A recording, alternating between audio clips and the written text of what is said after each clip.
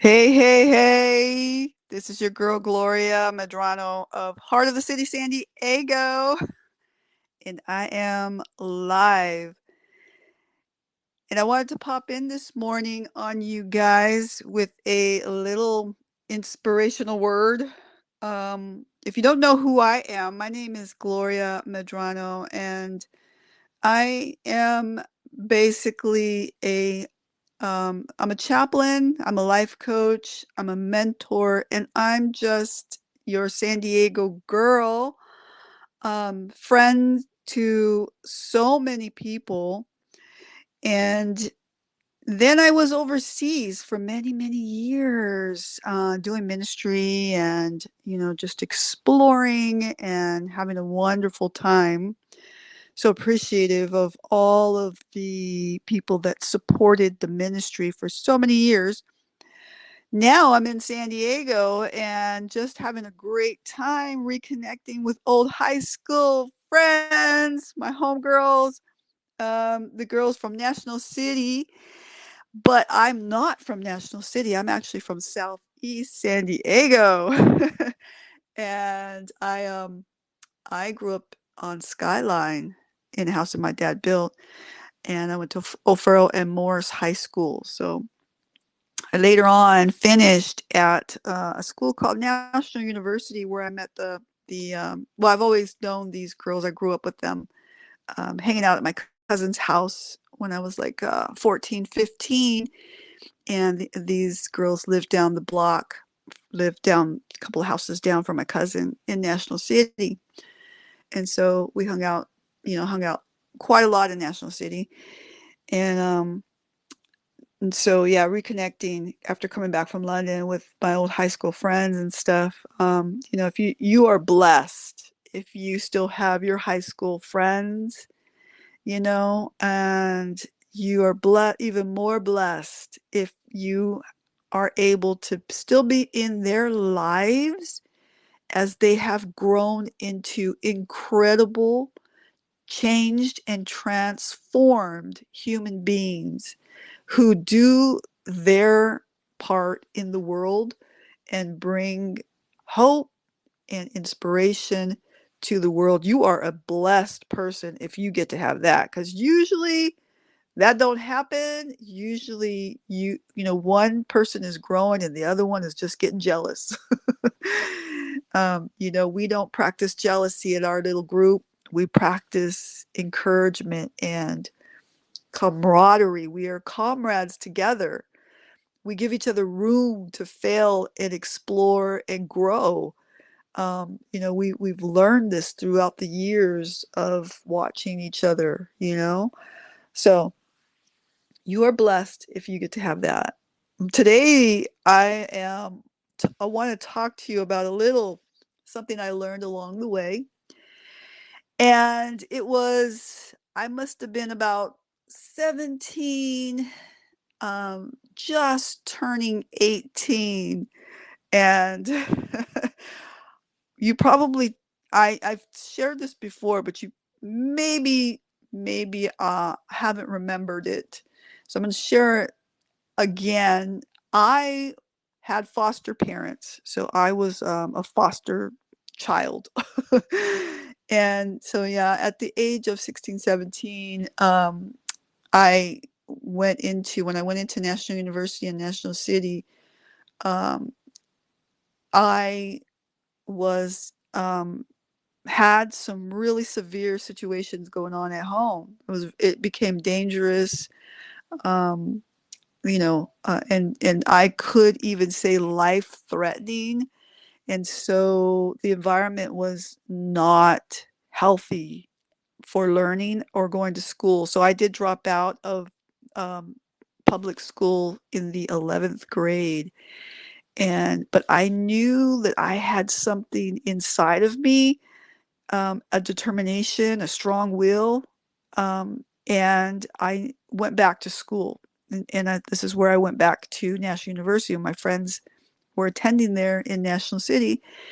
And they said, come and check it out. And so I did, and I loved it.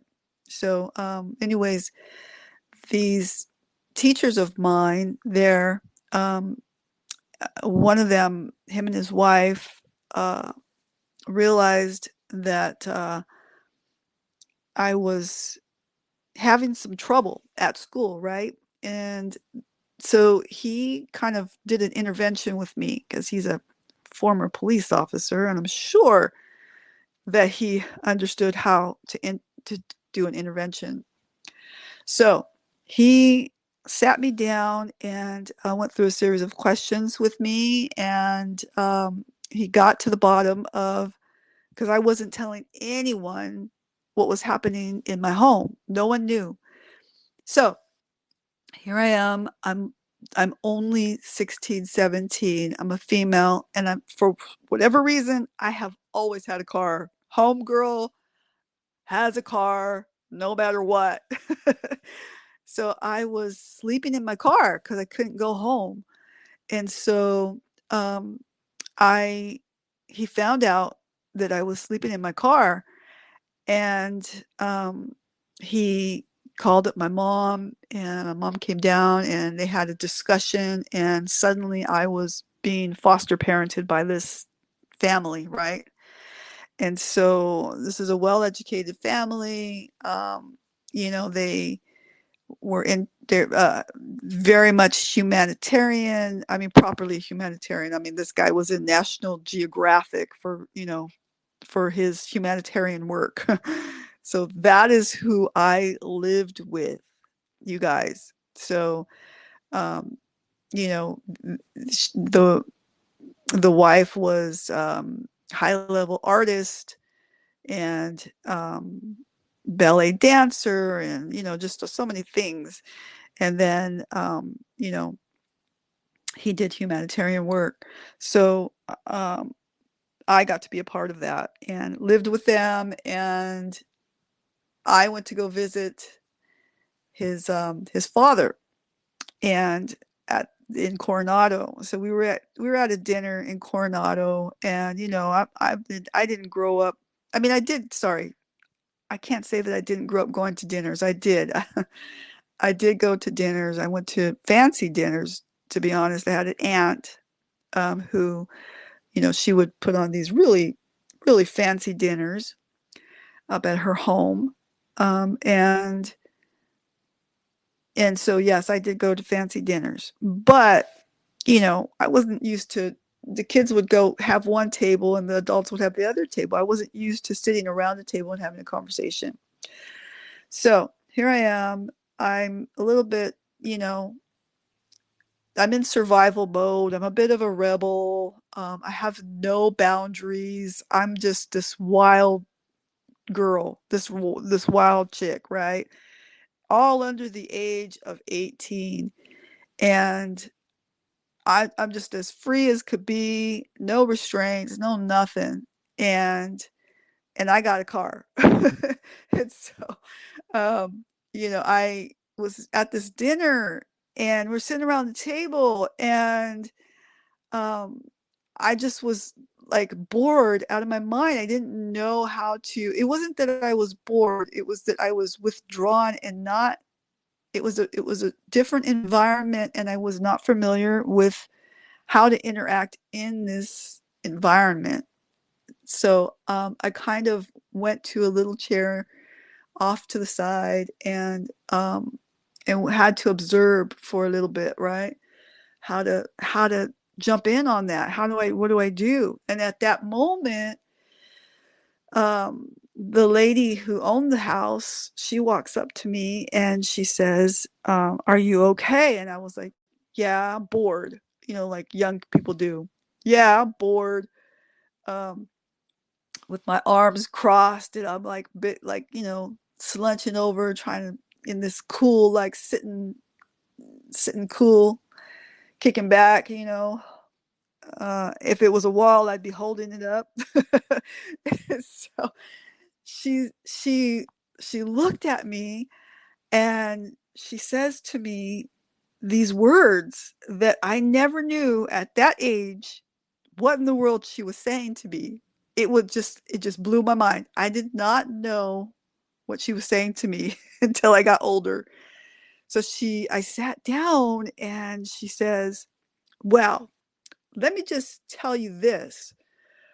Bored people are boring, but interested people are interesting. Let me leave you with that. And so she walks away like a little sassy, but with a cute sassy. And so she walks away from me, and I'm thinking, I sit up a little bit. I'm thinking, what in the world did she just say to me? Am I supposed to be offended? Am I supposed to fight? What am I supposed to do?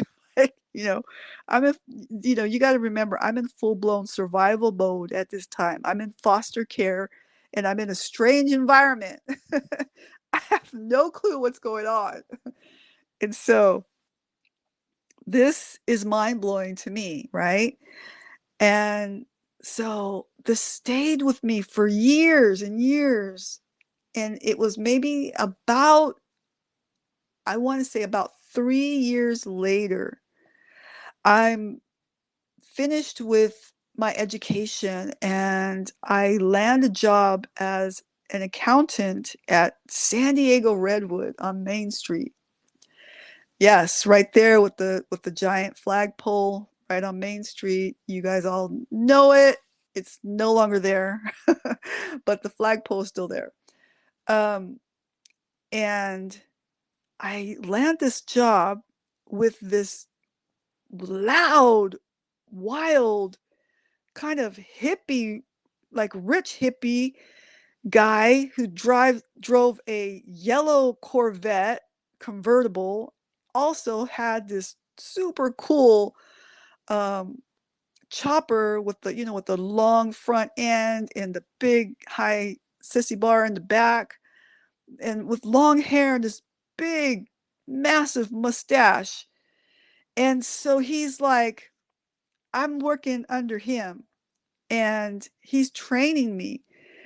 And one day I have this encounter with this customer, right? And he's like, let me come here. I need to talk to you. So I went back. He's like, what happened out there? And I'm like, no, they said this and that. And here I'm back in some survival mode, right? And so he's like, no, no, no, no, no. Let me remind you that this is my company and the customer is always right.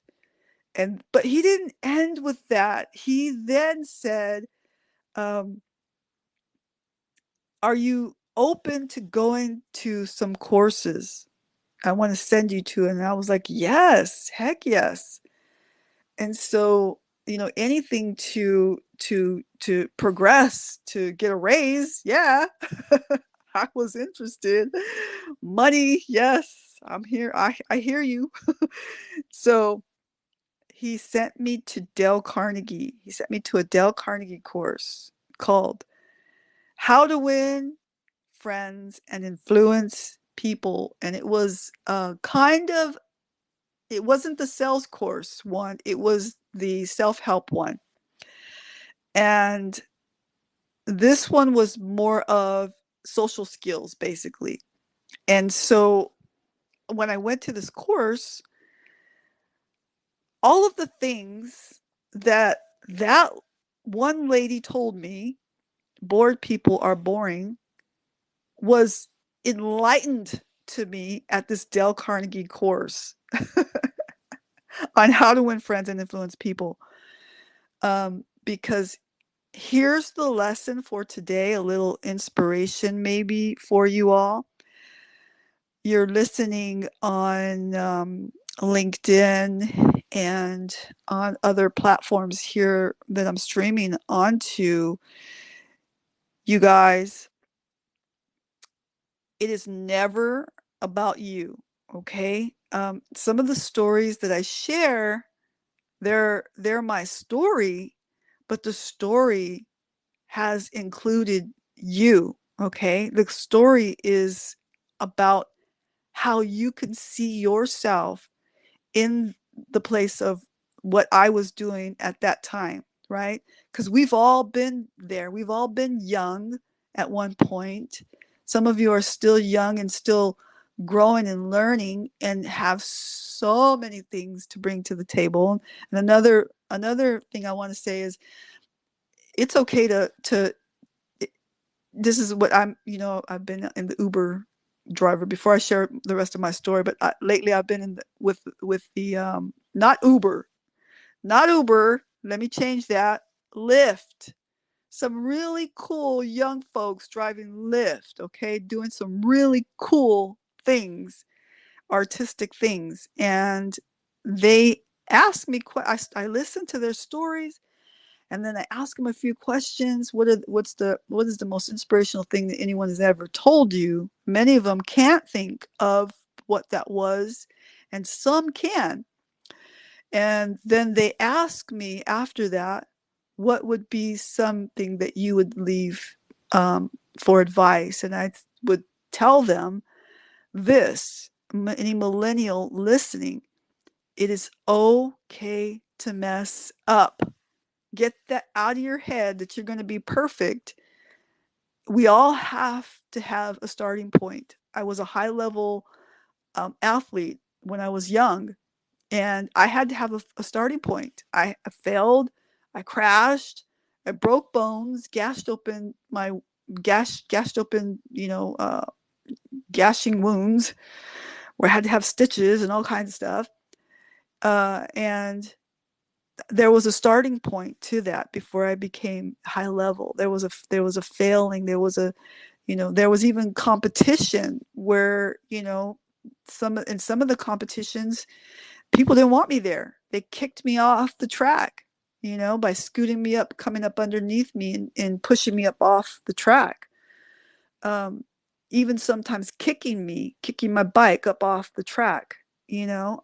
Some mean stuff there. There's also some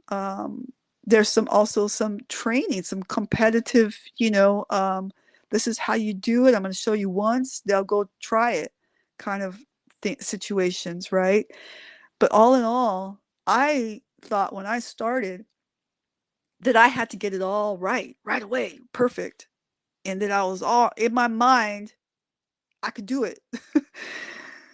And there was a wake up call when you have your first you know loss. You lose a race, or you fall and hurt yourself so bad that you break a bone, and now you have to wait to heal to get back on the bike. Those types of things, right? So there's some setbacks, but when you're young, it's okay. No matter what age you are, we're all going to have a starting point. And it's okay to mess up and keep going and mess up and keep going. That's all the fun part, the adventure of living. That's all fun.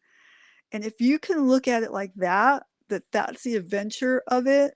um Doing your, if you're an artist, if you're, an athlete, if you're whatever you might be dabbling into, it's also okay to try a lot of different things. I was told, to stay on the track, only do one thing, and only those kind of people do that. You can't do that. Girls can't do this, only boys do that. And it was very much still like that in my growing up years. And many of you that are, not a millennial. And so uh, we had we didn't have that kind of there weren't too many people telling us you can do whatever you want to do, and it's okay to try different things. Because how are you going to know if you like it if you don't try it? And because someone told you you can't do that, that's not for you. um so go try and try and try and do the things, and you'll find what it is that you really love to do, right? And that's for the rest of your life. And stay in the things, if you want to, stay in the things that make you blossom, that bring the best out of you. And when you're in that kind of niche, guys, people feel that coming out of you. Like, I love, love, love people. And I'm sure that people feel that coming from me. Sometimes that can be pretty hard. I've got some family members that I worked with and counseled, and brought them to a place of transformation and healing in their life. But in the beginning, it was rough, tough, really tough. And I had to do some tough love and some, putting some boundaries and then loosening up on the boundaries. When do I loosen up on the boundaries? And then, giving them room to fail and come back and fail and come back. And, and then giving them these guidelines to go by and then giving them the resources to go on and things like that. It's just a lot of different techniques. Anyways, here I am. But back to my story. This is for all of you. Listen up. This is the part that I want you to listen to. Okay. That lady told me when I was that little girl, she said, bored people are boring, but interested people are interesting. When I went to the Dale Carnegie course, they taught me the same thing. When you are meeting someone or hanging out with friends or meeting them for the first time or meeting in a social setting or whatever, you will become the interesting person when you become the listener. Let me say that again. You will become the interesting person when you become the listener. I practice this in the lift all the time. Okay. As the passenger, some of these drivers are amazing and they're sharing their stories and I'm listening to them and I'm getting excited with them. And I'm like, what makes you excited about starting off on this career? And they'll get so excited and they'll share and share and share. And I'll be like, wow, that's so cool. Okay, so how did you get there? What are you doing now? And how do you see yourself in the future? And they'll go into that conversation. And they're so excited. So I practice this stuff, right? Wherever I go, I practice it. Now, I mean, and there are times when I do get selfish, and there are times when I want to talk and I want to share as well. Don't get me wrong. Sometimes I am, in that selfish mode. But I have to remind myself, where am I right now? And who should I be listening to? And how do I make them feel? How do I make them feel when they leave me, right? I don't always get that right, but I do try to keep that at the forefront of my mind. And that is how I live my life. How do I make them feel when they leave me? Okay. And the other day, it was a family member, a close family member. And I'm not going to tell you who it is because you will guess. If you know me, you'll guess. Well, I'm rushing out of the door and I how you rush out the door and you're like so hungry and you're like, I'm gonna go up the street and I'm gonna go get a taco. And I'm thinking I'm just gonna get a taco. That's it. That's all I get is one taco. And I don't need all the calories, but I want the protein in the inside, right? That's what I'm thinking in my mind. And so I'm trying to turn around and ask a family member, I'm going to the taco shop. Would you like something? And I'm thinking they're going to say, yeah, I want the same thing you're getting. Of course, people don't want the same thing you want. They want what they want. So, when you're dealing with family members, you forget that, right? You're a little bit more loose and selfish. Anyway, they say, yeah, they take the opportunity to say, I want this, I want this, I want this, I want this. I'm thinking to myself, I don't even order that. That's a lot. I turned around and I did say that. I said, I don't even order that. And then I remembered, oh, shut your mouth, girl. Shut your mouth. So I shut my mouth and I said, oh, okay, I'll get you whatever you want because I want This is a close family member. And even I practice this with strangers and I want them to go away feeling good. Well, more so, I want my family members to feel good when they leave me as well. So practice this on your family members more than you would a stranger and get good at it, okay? um, be generous to people, be giving, and be helpful in all situations, and know who you can talk to and who's ready to listen to you and your story. You got to have that as well. But again, bored people are boring as heck, guys, but interested people are so interesting. Which one are you? Practice it. I love you. I'm going to peace out for now. Bye.